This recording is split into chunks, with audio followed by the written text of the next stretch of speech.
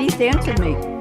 Welcome to Read My Lips Radio, a lively hour of unscripted conversations with savvy creatives. Producer and host, akaRadioRed, asks novelists, artists, photographers, designers, comedians, actors, musicians, composers, screenwriters, directors, and technology innovators about their creative passion, inspirational muses, and how they create.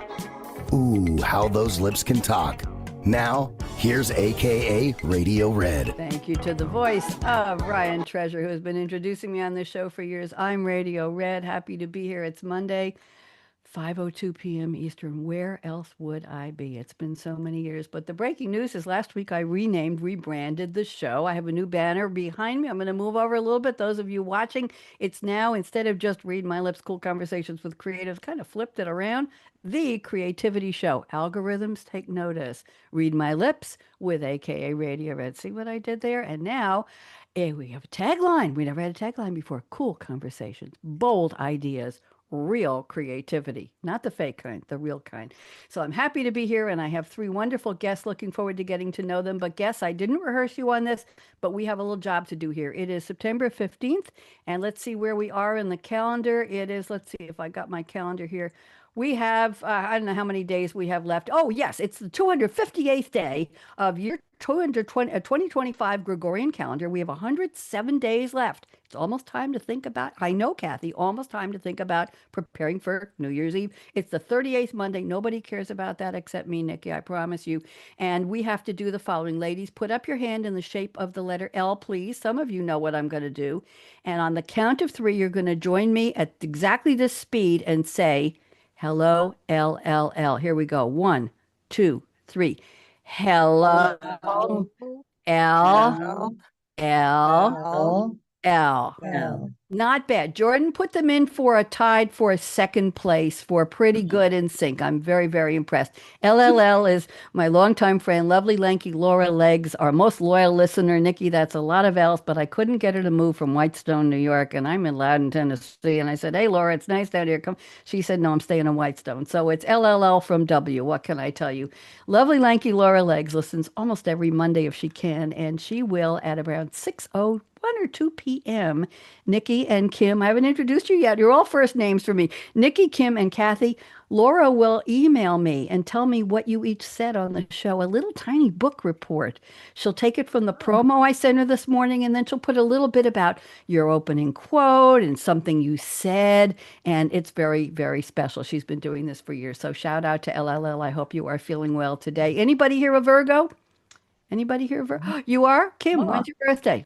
Tomorrow. Oh, I wanted to celebrate it with you. Oh, how wonderful. That's right. That's right. You told me. Happy. That's wonderful. August 23rd to September 22nd. Kathy, when's your birthday? June. Oh, we missed that one. Niki, when's yours? March. Well, I'm in October, and I'm going to be at the next publicity summit the night of my birthday, and I'm working all that day. So I'm going to have about 2 hours off to celebrate. I'll just read a quick poem for you for Kim. The sun shines in Virgo from August's late days to September's equinox, golden rays. The maiden of Virgo's wisdom with harvest in her hand, symbol of purity guiding the land. Okay, that's a little dedication to you. It's not a happy birthday song exactly. But I want to tell all you ladies before I do the formal introduction, today is Prince Harry's birthday. He's 41. You know who he is. He happens to be fifth in line to the, to the crown and all of that good stuff. Happy birthday. And he's married to Meghan, who has a very pretty TV show, radio show she does. I've watched her show. She bakes, she harvests the honey from the bees and the hives. She's really good. Tommy Lee Jones, the actor, is 79 today. You may have seen him in The Fugitive. He was Agent K in Men in Black, and he was in Captain America. Today is the birthday, ladies. I don't know if any of you would like this, but Dame Agatha Mary Clarissa Christie was born today in 1800 something or other, and she is called the Queen of Crime, the author of 66 detective novels, 14 short story collections, and she wrote about fictional detectives, Hercule Poirot and Miss Mademoiselle Marple, and Marco Polo. Anybody ever played Marco Polo in the swimming pool? Anybody about Marco? Okay. Well, Marco Polo was born today in 1254, Kathy, and he was a Venetian merchant, explorer, and writer who traveled through Asia along the Silk Road from 1271 to 1295, and he journaled his experiences and told people what was there. I also have to tell you that today in 1965, something very important happened. Did anybody ever drive a Mustang, a T-Bird, or a Lincoln? Any of you? Any of you? Jordan, I know my engineer is listening. Well, on this day in 1965, Ford offered factory-installed 8-track players, tape players, in the Mustang, in the T-Bird, and the Lincoln. And guess what? The 8-tracks like to chew up the tape, so people had 8-track roadkill, and they were throwing their tapes out the car window. It confused the heck with the rodents on the car. And today, in 2003, Madonna's first children's book, The English Roses, was published in 42 languages. Ladies, this is a lesson for how you publish your books. 42 languages in over 100 countries. It was the largest simultaneously worldwide release of a book in history.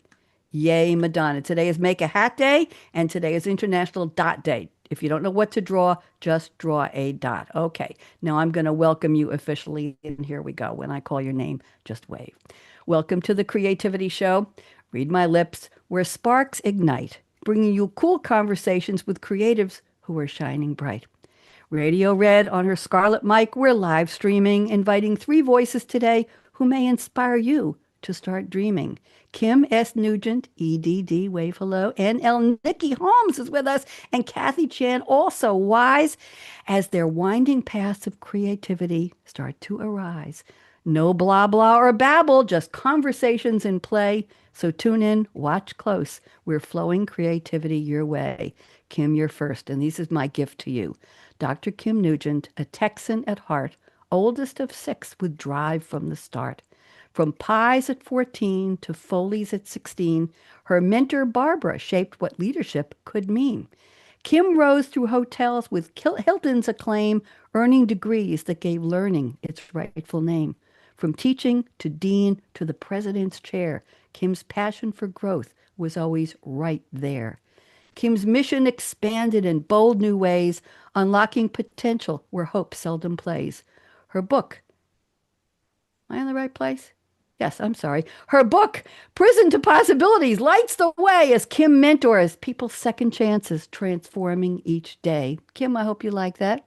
Love that. Thank you so much. You're welcome. I'm sorry I paused for a second. I want to make sure I was in the right place. I'm scrolling up in this great big 15-page document here. Niki, you are next, my dear. Niki Holmes grew where book love was strong.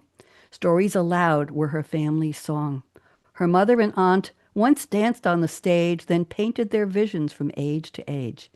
Young Niki drew freely with art all around. In theater school, mentors of spirit she found. She danced with flamenco and modern's embrace till the convent walls called her with cloistered grace. For 19 years, faith shaped the art Niki would weave. From stained glass to saints, she helped people believe. Then back to the classroom through history's gate, Niki pens vivid fiction where past and hearts meet their fate. Niki? That was very beautiful. I'm very glad. And Kathy Chan, here we go. From childhood, Kathy found joy in song, painting and stories where hearts belong. Her uncle's tall tales with rhythm and flair taught her that magic lives everywhere. Art museums became Kathy's sacred space where color and history quietly embrace. 30 years in HR shaped her strong voice, where art and expression remained her choice. When Lewy body dementia claimed mom, Kathy's kin, she turned grief to purpose, a mission from within. Through her book, Someone to Watch Me Sleep, Kathy raises awareness, both heartfelt and deep. Kathy? Aw, Oh, okay. And now let me finish this part. So gather round where the cool vibes sway as we dive deep into creativity today. Me, aka Radio Red's energy, lights the way. We hope to inspire you to live large, to love life, and to play. So how we do? Good, ladies? Great. Excellent. I'm glad. I'm glad. I think I'm the only host who does rhyming bios in the intro. I don't know. I do it on my technology show. I do it on most of my shows, and I just have such a good time doing it. It's interesting taking your life stories. I ask, and for those of you who are watching, I don't ask my guests for CVs or standard bios. I ask them for an origin story. Where'd you come from? What made you? What formed you? What shaped you? What did you follow? What means something to you? That's what I'm looking for. And that's how I was able to get all that information to create these bios, these rhyming intros, I call them. So I'm glad you enjoyed them. Now, how in the world could I take 12 lines of rhyming prose and describe your full life? That would be impossible, even for me and my sidekick. Her name is Sylvie, who helps me with this. So let's go around the table, just take 2 or 3 minutes, and let's fill in some blanks here. Kim Nugent, I'd love to have you tell us a little more about yourself. I'm going to put you on speaker view, live stream. People are Okay. going to see you, and I'd like to hear a little bit more from you. So why don't you give us a little more introduction? Kim, go ahead. Well, I think that, one thing I found when I was in kindergarten, believe it or not, is I loved reading. I read every book at school, and the teachers called my mom and said, "You need to take her to a library." And so I thought I had found freedom when I got my library card and got to go to all through all those stacks. And that was kind of the beginning of finding out something I could live outside of myself. I'm sure people can relate to that, your imagination can go wild and you can create something even more magical. I would say the second thing is I was just thinking about, I hadn't thought about this in years, but when I was a teenager, my mother allowed me to redecorate my bedroom. And as a 13-year-old, like this was huge because I was in a big family, like who gets to do that? And so I'm sure the audience may or may not be able to relate to this, but I was so enamored with what I did. But I use hot pink and lime green as my colors. I They are have to not give you, in vogue there you go. I anymore. had to give you a sound effect. I have one more sound effect for you. Hold on. Okay, there we got the gasp. Okay. Kim, I have to interrupt you for a second because you're talking my language. I was given okay by my mom at around 14 or 15 to decorate my bedroom, and my color was red. And we searched everywhere for a red carpet, red bedspread, red curtains, art on the wall, in between the pictures of the teenage stars from all the magazines I bought. Anyway, I'm sorry to interrupt you, but you brought back something I haven't thought about in years. Kim, tell us a little more, please. You're still going. So, one of the things I was thinking about when we talk about creativity, truthfully, I feel like I'm really a left brain person. But in reflection, I realize that everything I do, there's creativity in it. So every meeting that I plan has a theme to it. I mean, down to the pencils, pens, whatever it is, the candy, all of it, like every little detail. And people want to come to my meeting. So be careful what you set up for people's expectations. But I love that. If I'm excited about it, then people will be excited about it. And then that kind of led me into writing. That's kind of the short story. That's lovely. Yes, if you're excited about it, people will be. I think if you're happy about things, look at how I opened the show. Look at how I greeted the three of you. You can tell I'm happy to be here. I'm delighted to have you on my show in my space right now. And I think that helped all of you. Well, I get some guests who are some newbies and some people who are just nervous. And I think my role is to make them relax and say, hey, we're just in a friendly space and we're just having a conversation. That's it. So thank you, Kim. It's a delight to have you here. Niki Holmes, you're up next. Would you please fill in some blanks for us? Tell us a little more and welcome. Well, I was an only child, and but I grew up next door to my cousin, and our mothers were both dancers and then artists. They painted together, and so my cousin and I pretty much were left alone in unstructured time. This was before the organized schedule for kids, to play as we wished, and we always used our imagination. We played made up games where things like we'd lie on the grass and close our eyes and pretend we were going to fairyland. And it was a real hotbed of imagination in our family. Everybody wrote, everybody read, everybody danced, everybody played music. It was a very creative family. And, it never occurred to me that this wasn't a legitimate career, or that, somehow I'd be better off not living in my head at some point. After all, I was expected to become an artist. I mean, I was always drawing. I always had a sketchbook. And yet, after all, I ended up going into a social science, which you might think archaeology isn't too creative, but in fact, research is always creative. That's how you get leads. You picture things in your head and then you check them out. And then it was a natural step when I retired from teaching to go into writing. And I've always felt like my mission as a writer, just as my mission in the classroom, was to make people realize that the people of the past were humans just like us. And I suppose it was kind of an intuition born of imagination that got me to that point. So I hope that through, as Kim said, through my own enthusiasm, I was able to lead people to that imaginative conclusion, in their own heads. Thank you very much, Niki. Pleasure to meet you. And let's do a shout out to Alba C. Period. I don't know her last name. The mysterious Alba C. Mysterious lady. Yes, somebody's watching. It might be Alba. If you're out there on YouTube, hello, hello, hello.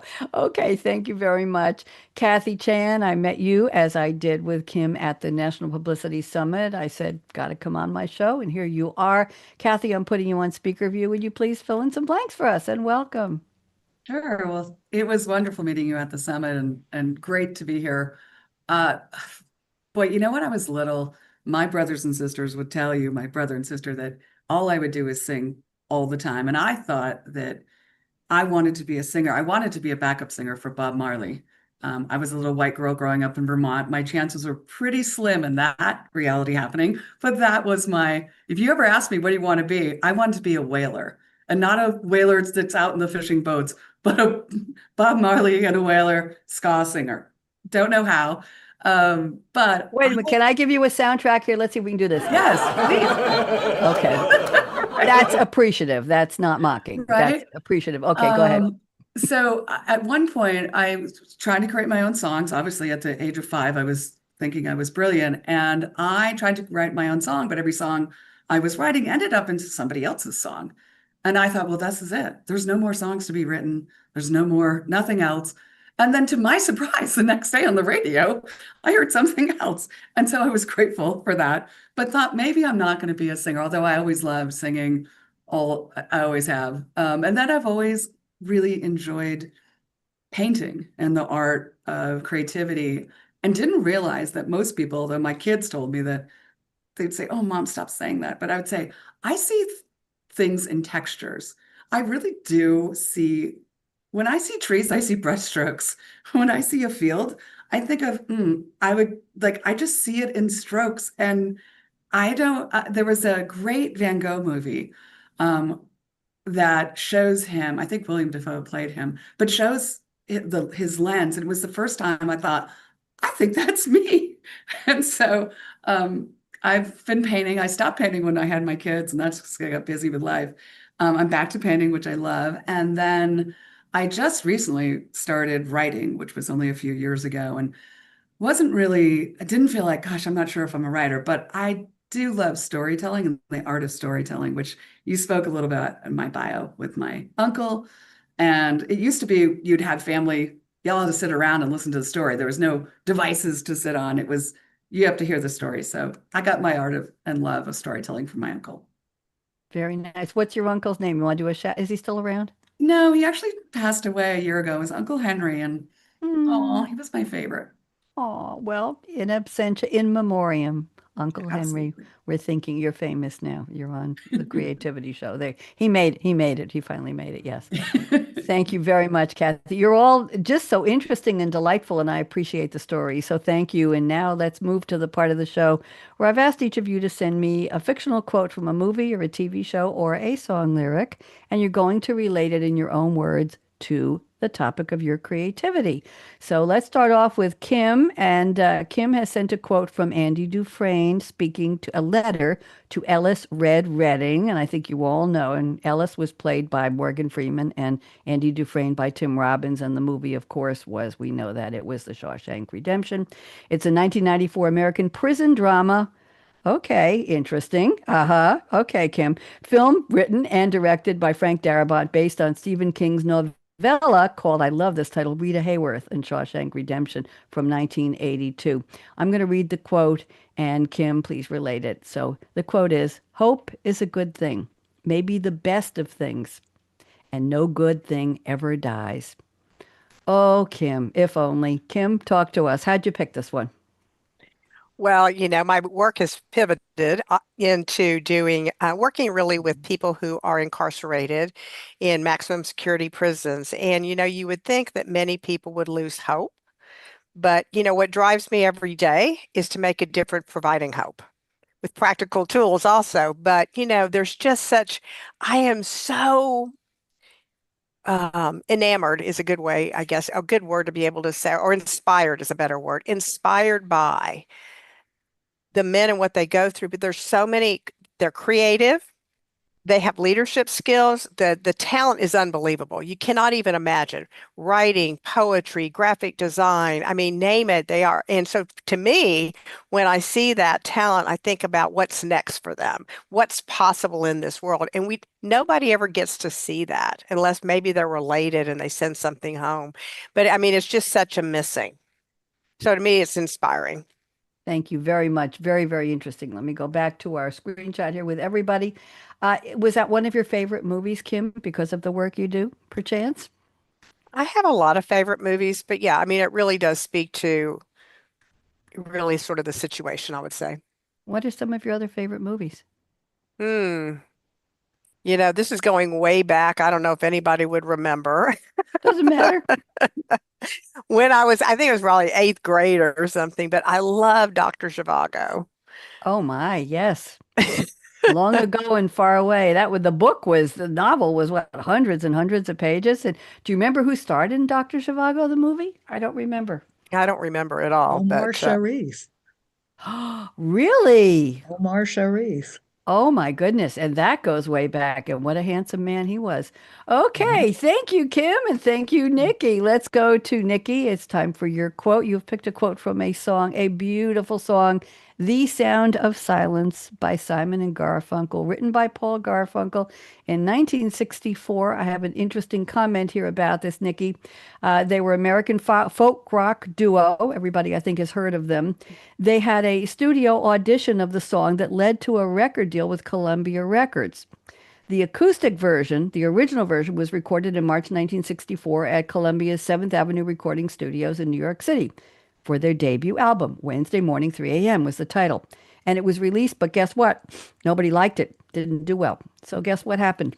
Their producer went back into the studio without telling them the following year because radio stations in Boston and Florida started to pick up the song, started to gain traction. So Tom Wilson went in quietly and he overdubbed the electric instruments and he overdubbed the drums and he didn't tell Simon and Garfunkel. And he released it again as a new single in 65. And guess what? They got together quickly. They recorded a second album, which Columbia titled Sounds of Silence, because the song was a huge success. And we all know it ended up being featured under the opening and closing credits in the soundtrack 2 years later of the 1967 film The Graduate. It was a top 10 hit worldwide. It was included in all kinds of compilations, and I thought it was very, very interesting. By the way, Simon and Garfunkel originally performed in New York in the late 50s, and they called themselves Tom and Jerry. And they got together and then they separated when they went to college. They regrouped and they started performing as Kane and Gar, K-A-N-E-N-G. They had all kinds of names. And they signed up at GERDS, G-E-R-D-E-S, Folk City, a Greenwich Village nightclub where there were Monday performances. That's where Columbia producer Tom Wilson saw them. Okay. And he was a young jazz musician and he helped guide Bob Dylan's transfer from folk to rock. He got them signed with Columbia. Interesting story. So, beautiful line Niki has chosen. The words of the prophet are written on the subway wall. Niki, talk to us. What does this mean to you? Well, it's very mysterious in the first place, but to me, it sort of implies that it's from the people, the popular stratum, that great movements are born, and truth comes from kind of the salt of the earth and not preached from the top. Okay, So, what does this have to do with your creativity? How does this guide you, or how does this well, reflect? Tell me more. I feel like it's a kind of a natural thing and not trained. Maybe this is self protection here because I didn't study writing at all. But that artisticness and ideas are just part of who we are. They're part of our nature as human beings. It's not something that I don't think you can teach genius, let's put it that way, or creativity. I think you can teach skill, but the initial inspiration, the imagination, that flows from below, from who you are. So innate. Thank you. Very, very interesting comments. Thank you very much. Kathy, I'm moving on. You've sent us another song lyric. This is from Eyes of the World by the Grateful Dead on their 1973 jazz-influenced album called Wake of the Flood, which became their biggest commercial success so far. Grateful Dead, American rock band formed in Palo Alto, California in 1965. Boy, are we going back in time. Eclectic style, elements of rock, blues, jazz, funky, folk, country, bluegrass, rock, and everything else, gospel, reggae, and world music with psychedelia, known for improvisations during their live performances, and their fans were called Deadheads. There we go. Let's get to the lyric you have selected. Wake up to find out that you are the eyes of the world. Oh, what a pretty line, Kathy. How'd you pick this one? Talk to me. I just think it brings such joy. And I think that's what creativity is about. Like, wake up to find out that you're it, you bring it, and you only bring it for you, and it comes from you. And be excited that, you are the eyes of the world. And it applies to everyone. It's not just me. It's just like, just wake up and bring it every day. Thank you But I very do want to say, Kim, Yeah, please. I was Yeah. debating to put another quote from Shawshank Redemption, and it was, you either get busy dying or get busy living. It's Yep. one of my favorite quotes. Get busy living or get busy dying. Yes, Dying. that was Oh, that's another it. another Yeah, very famous quote from Red. very Yes. famous quote. But Yes. yeah, it's always inspired me to, like, bring it on, wake up. Isn't that interesting? And I'm going to go back to Niki's quote. Thank you all for the quotes, ladies. I really appreciate them. A lot of thought went into them. I was so surprised to read that the producer basically reworked the song, Niki, to yeah. make it more popular, and it hit whatever he did, and he didn't tell them. And think about creative ownership, and think about today what would happen if somebody did that to your book, to your play. Well, it happens all the time, probably from screenplays and movie and TV, right? The actor is, the singer is, the musicians, they're all doing some interpretation. So I thought that was very, very interesting. But they're still around, Simon and Garfunkel. Oh, we've got a kitty. Who is that? This is Apollo. The Apollo. god of creativity. There you go. Is Apollo a he? It's a he. It's a. I just want to make sure. You never know with names these days. Very, very interesting. What brand or what genre? He's What just a kind? European short hair. Okay, that's what I wanted to know. Thank you very much. Welcome, Apollo. This is Yes. the creativity show with There Apollo. he is. There he All is. right. I think there was an anniversary of the Showtime at the Apollo. I think it had an anniversary on one of my happy birthday shows last week. Thank you, ladies. Now let's go to our creativity statements. Here's how this is going to work. I'm going to pick a statement out of the 4 that you sent me, and I will read it. You don't have to go find it. This is not a pop quiz. And then I want you to expand it, unpack it, talk a little bit more about it. Okay. If it's really detailed, I'll only read a little bit. And then I would start with you, Kim, and Niki and Kathy. If you have anything to say, like it resonates with you or you agree or disagree, oh my, you're allowed to disagree. I'm sorry. Whatever it is, I think you each have 10 fingers as far as I know.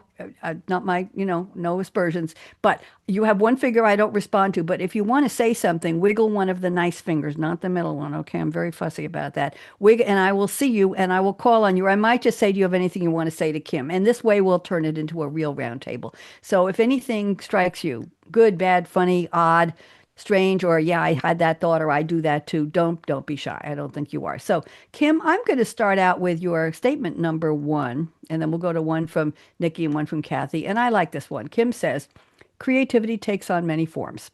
In business, my creativity comes when I plan and deliver meetings, workshops, and events. Okay, now here's the good part. I mind map and start with a theme and build around it. I want my meetings to be fun, engaging, and memorable. I believe it shows people I care, which you said earlier in the show. So let's talk about the idea of mind map and a theme and building on it as part of your creativity, or perhaps the core of your creativity? Kim, talk to us. Tell us more, please. So I took a class on creativity, and the gentleman taught us how to mind map.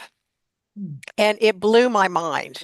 And you can't always remember when you learn something, but when you say mind map, I can tell you exactly where I was, exactly when it was, and everything else. And from that day forward, everything changed. So it was no longer a burden to create something new. It was fun.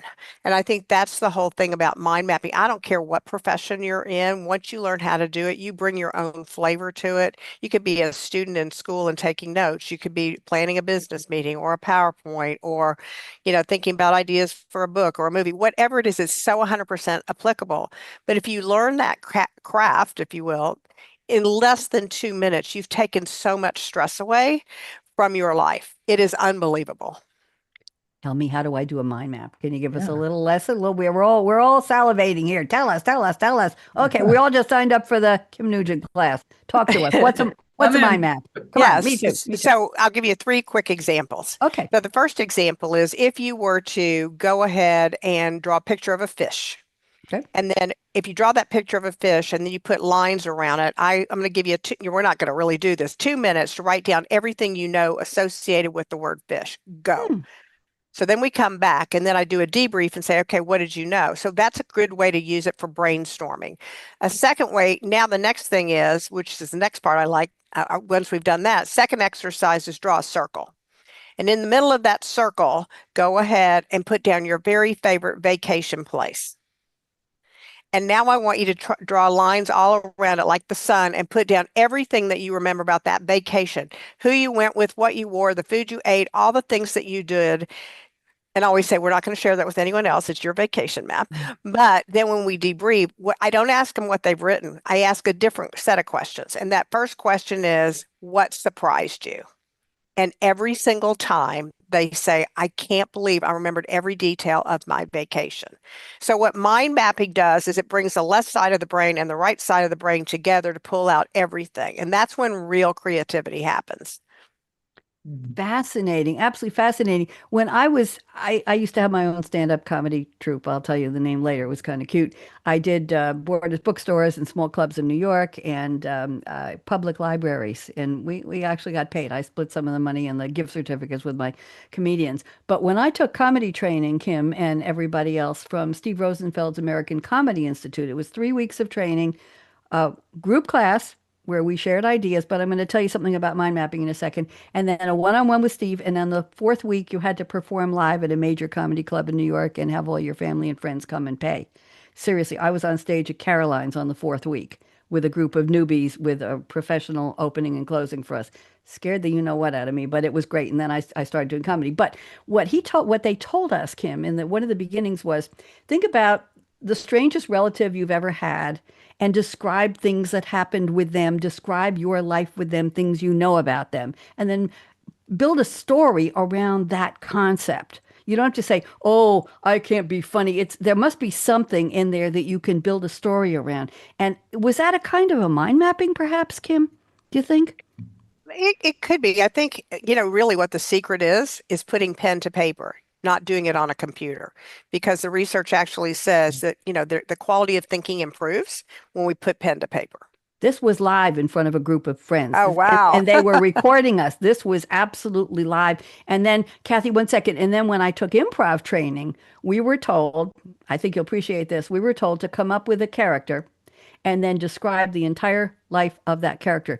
Where did they go to school? What do they eat for breakfast? What kind of newspapers do they read? What is their favorite songs? What kind of shoes do they wear? What kind of toothpaste do they use? Kathy, I know. And that's how we created our characters, because we knew we were mapping, Kim, I think I'm stretching the term a little bit here. We were mapping the character, and that's how you do an improv character, because you know everything about it. It's like writing a character for a movie. Kathy, talk to me. Go ahead. I was just curious, Kim. So to apply that, if I had how to coach or how to improve my communication, how would I mind map that? What would it look like? So, first of all, I would highly recommend anybody just go and Google or use AI Chat GPT or Copilot. You'll get a lot of good ideas from the research. It's been around since the middle of the 50s. But what I would say is just honestly, take a big piece of paper and just draw a circle. And then from that, some ideas are going to start to happen. So for example, there are some things that you may know already. Maybe you always start with research. So you can have research in the bubble, or communication, or, what's the timeline, or who's the audience. Now all of a sudden you're starting to put some things together, and now you have a map within 2 minutes those are your next steps. The reason I like it so much, and I said it reduces stress, is that when any of us are given a task, we keep it in our head for days on end and we don't do anything. If you just set aside 2 minutes right now, you put it away, and all of a sudden it's like it ignites the brain in some ways, and you can always come back to it because you've told your brain, I got this, and we can come back to it. Interesting. Niki, you have any comments, any questions? This is sort of the same principle with which a novelist might approach, kind of working out a story in their head in advance. I'm not a person who plots in advance and does an outline, but I always take notes of just thoughts that come to me. And as something will drift through my brain weeks later or days later, I always jot it down on the same piece of paper, because what you find happening is you've got a plot working itself out.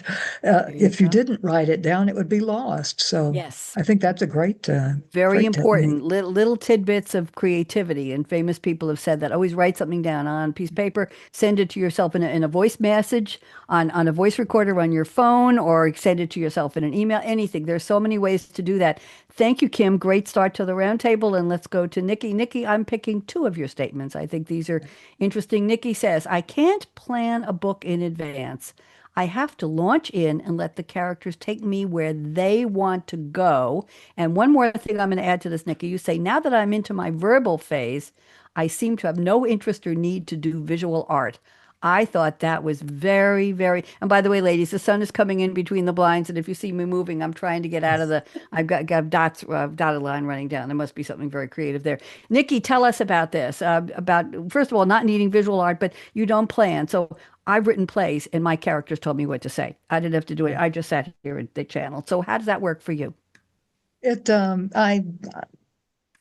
I'm just not what they call a plotter. I'm a pantser, someone who writes by the seat of her pants. So the first book I wrote, I tried to do it the way the books tell you and work out an outline. And, at point 2.5, this happens. And at point 5.0, this happens. And I was going absolutely mad. I would sit and stare at the paper and think, I have no imagination. I can't come up with a thing. This is not the profession for me. But as soon as I let go of that and just started writing, whether it made sense, whether it was consecutive or not, then I found I could continue forward. And sure enough, what the characters wanted to do was the next step, just as it would be in real life. I mean, you don't plot your life, it happens, and how you respond is what makes the next thing happen. So I found that to be the only way I could operate. Tell us a little bit about your books, or your favorite book that you've written, Niki, so we have a little more context, please. Oh, my favorite book. Well, I write historical novels set in the late Bronze Age, so ancient Egypt, the world of the Hittite Empire, the Near East generally. And I guess one of the ones I like best is the one where I took an actual historical event about which we knew practically nothing. It was a royal divorce, just a few little factoids that we had. And I looked at it through the point of view of a fictional character, the eunuch chamberlain of the queen who was divorced. And that gave me a whole flow of things to put into the spaces between the facts that we knew. And it became a human story then. And of course, he had a backstory, and the other characters did. And although most of them were real, we knew nothing about them, so they might as well have been fictional. So and that became sort of my modus operandi. I just turned the names of history into real people and tried to imagine how they would approach their lives. They became real for me, and then hopefully I was able to communicate that to the readers. Very interesting. Comments, Kathy or Kim? I You know, think. Nikki, as you were saying, you're really talking about mind mapping in a different way because I am also, even though I feel like I've used the left brain more, I don't write that way either. I can't do Roman numeral one, a blah, blah, blah, blah, blah, and all that. I just can't. To me, it's mind mapping is so freeing. And really, that's what you're talking about, the freedom to go where your mind is taking you. Yeah, Absolutely. and I can see where the idea of the little picture that you start with, or a circle even, is like a door into the world you're wanting to approach. I mean, it gets you in there, and then things start to flow. Opens the Oh, it door. sounds very, very real to me. Kathy, anything? Yeah, I actually was right there with you in that I feel like I was in the chamber getting ready, and I was thinking, who's getting all the jewels in this divorce, and where am I getting married? Like, where's she going, right? So I was right there, and I love that. I love the thought of being in somebody else's space and seeing it through their eyes. So just found that Interesting. fascinating. Well, about 10, 12 years ago, I decided I wanted to write a romantic comedy play, and I had no idea how to do it. So I Googled Playwriting 101, and I found a document that I could download that told me exactly the font to use, the spacing, the letting between the lines, what size it was going to be, what the sections were. Was going to start out with painting the scene and then a brief definition of each character. And I just started writing, and I was working full time, and I started writing at 1 o'clock in the morning, Nikki, and I wrote for 3 or 4 nights, and the play was done. The characters told me who they were, what they wanted to say to each other, how they wanted to interact, where they wanted to go. It was so lovely. I had a TV show on Long Island, and I contacted some community actors I knew. And I Oh, said, "Would you like to do my play?" And then my director went to the city. It was done in front of Penn Station in New York and then in a cab. And he took videos of the traffic and the noises and the sounds in New York. And he brought that. And then I downloaded a picture of a van from the internet. And we made that on a green screen be the actual cab. And the actors were sitting in an empty studio in front of a green curtain, sitting on a wooden block, on a chairs basically. And the cab driver was sitting in front of them. And I bought a plastic children's steering wheel and put it up on a mount. And I had teleprompter so they didn't have to memorize all of their lines. It was so fun. I directed for the first time in my life, and I helped them develop the characters, and they brought their own interpretations. We had so much fun. I had other people wanting to do it, so I did a second version. There's only one woman. There was one woman. It was a couple dating on a website, from a dating site, and the cab driver became part of their lives, and he met them again twice, 10 years apart, and recognized them. And it was a very interesting story. But I had two other actors who wanted to be the cab driver and the guy. So I brought them back and I said, let's do it again. So the woman put on a blonde wig this time, and she recreated her role in another way with two different actors. And we did it again in the TV studio. And it was some experience. But Nikki, they told me what they wanted to say. I did not have to work at putting words in their mouth. So Kim, yeah. this was, I think, my mind. I call it channeling. I just simply channeled the characters, and they talk to me. But I look at the clock, and I want to get in some statements here from Kathy. And Kathy, let's go to. I have two statements here. You know where I'm going with one of them. I want to read both of them, and let's see where this takes us. So Kathy says, number one, painting, if done right, is selfish. I have never heard that before, Kathy Chan. I want you to explain that. And the second one, you say, for me, doing or creating art is the closest I get to meditation. I just am, and it just is. Kathy, these are quotable. I just am, and did this come from somewhere? Because it was lovely. Talk to me. Well, it's probably from my quote, I'm the eyes of the world. I see things in color. I see a lot. And so for me, it's this calming, it's the settling. And I get to, and art is selfish because, I think of there's life and busy and there's kids and I should be doing this and I should be doing that. But when I just want to do art, I'm just, there's nobody else. There's nothing else for me, which is strange. I just paint. And I don't know how much time has passed, or I don't really pay attention to much else. And it doesn't have to be a particular masterpiece. It could just be a study. And actually, I'm into tones right now. I'm going back to roots. But yeah, I think that it's the only time that meditating to me is always chasing out the other thoughts, right? Meditation to me is I try to sit there to be quiet and chase out the other thoughts. When I'm painting, there are no other thoughts. Yeah. Interesting. I paint too, and I started on a whim because I bought a painting kit at Michael's when I was living in Durham, North Carolina, and I stuck it in the closet for about 6 months. And one day I found it, and I said, "What the hell did I buy this for?" Oh, it was on sale. Isn't that cute? And I put it away. And then 2 months later, I took it out and I looked at it and said, "Oh, it's got watercolors and it's got some acrylics and it's got some pencils and crayons and it's got different kinds of paper and it's got a book." And I started reading the book, and the next thing you know, I was painting 5 paintings every weekend because my kitchen, I had a big counter in the kitchen with the sink behind me so I could paint and all and put down. I bought the pee pads, the doggy, covered the counter with those, and I just painted like I just kept buying paints. I go to Michael's and fill up the whole car in the trunk with canvases. I'm now, when I moved here to Tennessee, I think there were about 10 crates with my paintings. I have over 300 paintings, Kathy, and I just keep painting and painting. But I have that sense. When I go, I took the sunroom in this house and I turned it into an art studio. It's got a corner with windows on both sides. And I took my mother's dining room table, she had passed, and I put a glass top on it. And I have all kinds of paints and all kinds of collage materials and paintings everywhere. And it's just, but when I go in there, Kathy, hello, Apollo, when I go in there, everything stops. Right? I don't know. If I don't have my phone with me, I don't know what time it is. It just, space happens, right? It just is. Kim, do you have any experiences like this with art you want to talk about, or with your writing or with your workshops, Kim? I would say, for sure, several of my books, I felt like I really was able to channel it. In fact, two in particular, the the one of the last ones I wrote, after I picked it up, I finished the book, I looked at it and said, where the heck did that come from? I really had no memory of writing it, and I couldn't believe how it turned out. Yes. Very, very interesting. And what about when you write, Kathy, I think we're talking about being in the flow or being in the zone. Yeah. That another way of thinking about it when the space is just you, right? It's just you and the art is flowing. Talk to me a little more, Kathy. Yeah, I think that it's you know how people, when you don't exercise, you feel like, oh, I should go out. I need to get out. There's a longing.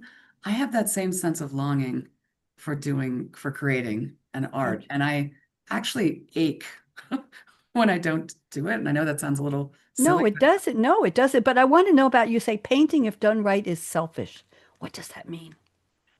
well, it means that you block out the world, do Okay. exactly what you did, go into your room and just be like, this is me, and I want to do it, and I get to do it. And I'm also just so grateful that I have that passion, as I don't think Mm, everyone has that. I think they do. I just don't know if they've identified it. And I'm just so grateful that I know what it is. I got the key, right? I got the key. And it doesn't matter if I'm famous. People always say, oh, put it on Etsy or do it. I'm like, it's not about that. And no, it's and not. and by the way, it's like it's hard to be I would say an artist where you can make a lot of money. So it's not about that for me.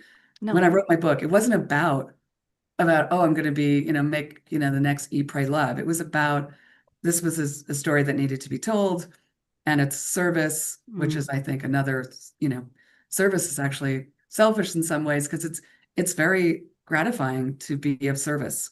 And so I think yes. it's the same. I think it's, Interesting. if painting, if done right, is selfish because the painter was just in their head, just Interesting. there, just present. Nikki, I think you want to say something. Am I right? Well, I'm just remembering when I used to do Yeah. art and visual art, and how complete you feel when you're into a project and you're in the flow, so to speak.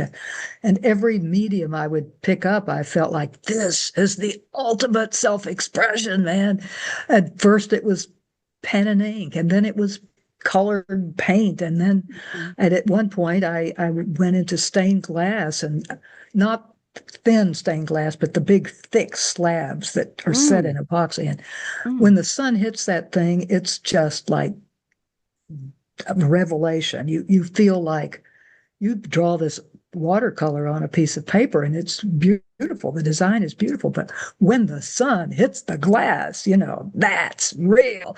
So it's just whatever I was doing was my very favorite thing of all, and it's a great feeling. I hope people in other fields get to experience that, but I don't know. I don't know if that kind of bliss that the beauty in the world can give you if you see things as an artist.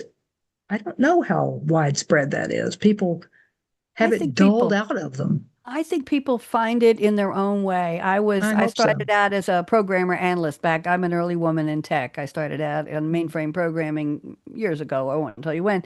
And I found a joy in coding a program so well that it ran either first time with 2,000 lines and it first time or one or two small errors and it would run.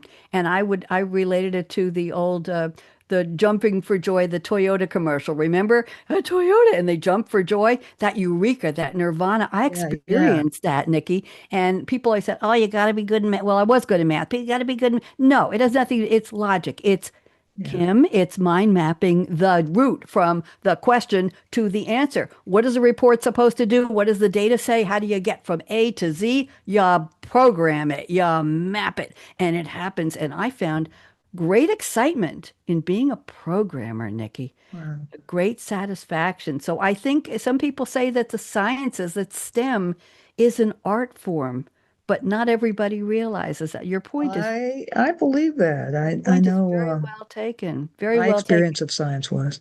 I'm I looking think at, that there's just, yeah, no matter what people do, it could be that they're just perfect at making gnocchi, or they love the art of cleaning to a perfection. I mean, whatever it is, Yeah. there's creativity in all of it. And art yes. is, painting's almost a little cliche. It's almost Well, like, it's obvious. It's obvious. It's what we right? assume is. I want to read one more statement. We've just got about 3 minutes left, but I want to get this in real fast from Niki, and then I'm going to do my closing. Niki says it takes a certain kind of courage to put yourself out there in a novel or a painting. I think being on stage helped me toughen up. So true, so true, so true. Niki, just give us a minute comment, please, and then I think we're going to start to wrap up soon. Go ahead. You really expose yourself Oh, in yeah. any product of your creativity, and sometimes it's a very intimate thing that people can trample on and dislike loudly. And so, I mean, you have to be ready for that and be true to, you know, who you are and what you've done. There you go. Um, Ladies, I belong to an online poetry group, and every Wednesday morning early, we get from the moderator a word or a phrase that's the prompt of the week. And I write 3 to 5 poems every Wednesday, and then during April and November, and I can send you all the link. It's free. You just sign up with your email, and you pick a name or a password or whatever. On every day of the month in April and November, we get a prompt every single day. So I write about 5 poems a day for those 2 months a year. So I've got about 700 poems. Twice as many as my paintings, Kathy. I'm up to about 700. But I like acrostics. I like limericks. I break the fifth line, Niki, on my limericks. They're long sentences in italic that just go on forever with finally the AA rhyme ends that part, and they're stories. I have Timmy and Susie and who are teenagers, and there's a car crash and somebody's fooling around. And I do that every week and people seem to like it. But I want to read you all one of my poems. I read it on most of the shows and I think you'll enjoy it. And it's something I dedicate to all my wonderful creatives, and the three of you are now my creatives. So here we go. This is Night Shift. Night Shift, NIGHTSHIFT, was the prompt on Wednesday, July 24th, 2024. So it's a little over a year ago. And this was an acrostic. So there's a line that starts with N and one with IGHTSHI. I'm not going to put it on the screen, but just think about it. I'll emphasize the words. Here we go. Never quite really at rest. It's the life of a creative. Going, gripping, gyrating, growling, groaning, growing, highs and lows, flowing on a mental Mobius strip. The days are the nights are the days again, shifting off and on into and out of gear, hoping for unique brilliance even once. It's a calling, command, curse, roller coaster, finding eureka, euphoria amid frustration, fears. Thus is the life of the creative. I present that to you, and I hope that brings you some kind of joy. That I have a lot of energy in that, and I put it in my notes because I really enjoy it. I want to thank the three of you. Don't go away. We'll sit around and talk a little bit, but we're just about at the top of the hour, and I want to thank Jordan Henson for getting us on the Empowerment Channel on Voice America Media YouTube. I've got us on LinkedIn and Facebook twice and my own YouTube. So let me do my closing before I run out of time. And ladies, in 2014, I ended my shows with the top 10 tips for women. Talk about keeping your notes, Kim. And the number one tip, this was 2014, remember this, 11 years ago. The number one tip was aspire to be Barbie. The biatch has everything. Okay? That was 10 years before the movie was made. And here's my closing. Life is short. Break the rules. Forgive quickly. I'm still figuring that out, Niki. Kiss slowly. Love truly. Laugh uncontrollably. Everybody laugh with me. 1, 2, 3. Not bad, not bad. And never, ever, ever regret anything that made you smile. Final words. Work like you don't need the money. You have to be the one who cares, but work like you don't need the money. Dance like no one's watching. When I taught disco to 150 people in a high school cafeteria in Eugene, Oregon, I was dancing on top of a Formica tabletop in a cafeteria, and I told them to get me a wooden stage, but I didn't fall. But everybody watched. I never fell. Sing like nobody's listening. I didn't sing today. And love like you've never been hurt. We all have. Let your heart regroup, regrow, regenerate, and love again. Money talks. Chocolate sings, la. And last but not least, I stole this line from a host I heard years and years ago. Thank you for turning me on. Radio Red is signing off. If I can find the music, let's see if we can go out appropriately. 1 second. Here we go. Come on, go. Let me see if I can get it to. Oh, that was the wrong one. Wrong one. On Read My Lips Radio, producer and host, a.k.a. Radio Red, invites you to eavesdrop on her live, unscripted conversations with smart, savvy, creative people as she discovers what makes them tick, where they find their inspiration, when creativity first became their passion, and how their creative process can inspire the rest of us to think out of the box. Enjoy a.k.a. Radio Red's always lively, cool conversations with creatives. Yes. Oh, how those lips can talk. Thank you very much. Radio Red signing off, ladies.